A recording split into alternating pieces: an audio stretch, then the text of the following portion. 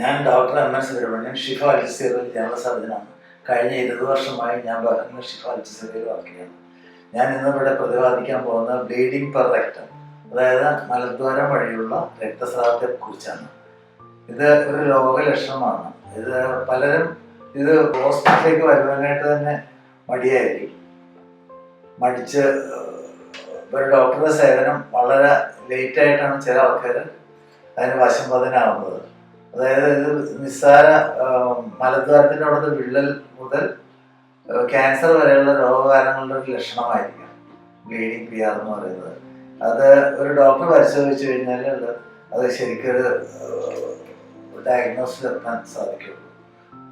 PR അഥവാ digital examination, വിരലിട്ട് പരിശോധിക്കുന്നതാണ് ആദ്യത്തെ preliminary പരിശോധന.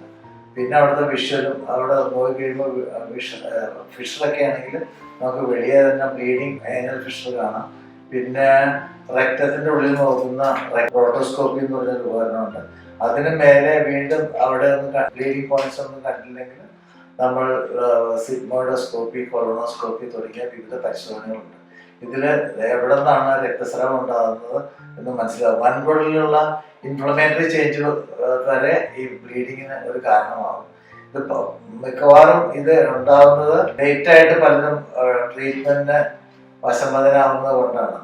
ആദ്യമേ പരിശോധിച്ച് രോഗനിർണയം നടത്തി കഴിഞ്ഞാൽ ചിലപ്പോൾ നിസ്സാരമായിട്ടുള്ള റീസൺ പൈൽസ്, ഫിഷർ തുടങ്ങിയ സാധാരണ കണ്ടുവരുന്ന രോഗം മുഖാന്തരമായിരിക്കും.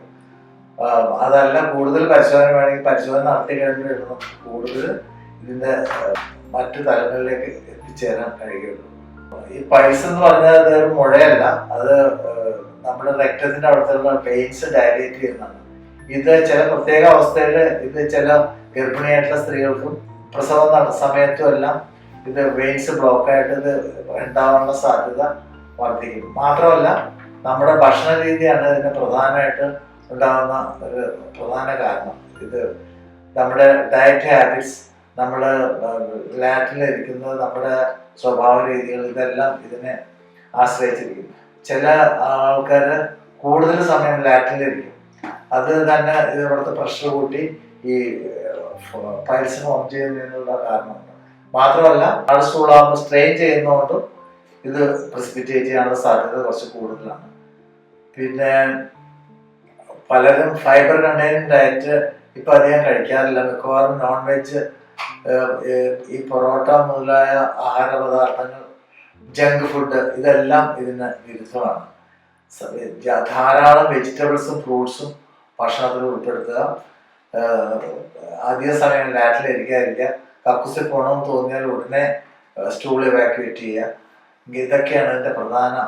പിന്നെ എയറേറ്റഡ് ഡ്രിങ്ക്സ്, അതായത് 7up, കൊക്കോള, ഇത്തരം പാനീയങ്ങൾ കൊണ്ട് വേറെയും ചില ദോഷങ്ങളുണ്ട്. ഇതെല്ലാം ഒഴിവാക്കണം. മട്ടൻ, ബീഫ് ഇതെല്ലാം റെസ്ട്രിക്റ്റ് ചെയ്താൽ മതി. അതിൻ്റെ കൂടെ ധാരാളം ഇലക്കറികളും പച്ചക്കറികളും പഴവർഗ്ഗങ്ങളും എല്ലാം കഴിക്കാം. മറ്റൊരു പ്രധാന കാര്യമുള്ളത് വാട്ടർ ഇൻടേക്ക്. വെള്ളം കൂടുതലായിട്ട് ഒരു 3 ലിറ്റർ ഓഫ് വാട്ടർ ഡെയിലി കുടിച്ചിരിക്കണം. അത് ഇതിന് മാത്രമല്ല, മല സോഫ്റ്റ് ആവുന്നതിന് മാത്രമല്ല, നമ്മുടെ ശരീരത്തിലെ കിഡ്നി സ്റ്റോൺ മുതലായ മാരകമായിട്ടുള്ള പ്രശ്നങ്ങൾ കൂടി അവോയ്ഡ് ചെയ്യാനായിട്ട് നമുക്ക് സാധിക്കും. ചിലർ ഈ തണുപ്പ് കാലമാകുമ്പോൾ വെള്ളം കുടിക്കൽ വളരെ റെസ്ട്രിക്റ്റ് ചെയ്യും. ആ സമയത്ത് സ്റ്റോണിൻ്റെ സാധ്യതകൾ കൂടും. വെള്ളം കുറവ് കുടിച്ചു കഴിഞ്ഞാൽ ഈ മലബന്ധം, ഈ എല്ലാ പ്രശ്നങ്ങൾക്കും കാരണമാകും. നമുക്ക് ശരിയായ രീതിയിലുള്ള ആരോഗ്യ പരിപാലനത്തിന് ധാരാളം വെള്ളം കുടിക്കേണ്ടത് അത്യാവശ്യമാണ്. Bleeding per rectum, anal bleeding ഉണ്ടായി കഴിഞ്ഞാൽ ഒരു ഡോക്ടറെ, ഒരു സർജന്റെ സഹായം ആവുന്ന വേഗം തേടുന്നതാണ്. എങ്കിൽ മാത്രമേ രോഗനിർണയം നടത്തി ശരിയായ രീതിയിൽ ചികിത്സ നടത്താൻ സാധിക്കുകയുള്ളൂ. സ്വയം ചികിത്സിക്കരുത്. മറ്റുള്ളവർക്ക് കൊടുത്ത ഓയിൻമെന്റ് എടുത്ത് ഉപയോഗിക്കുക.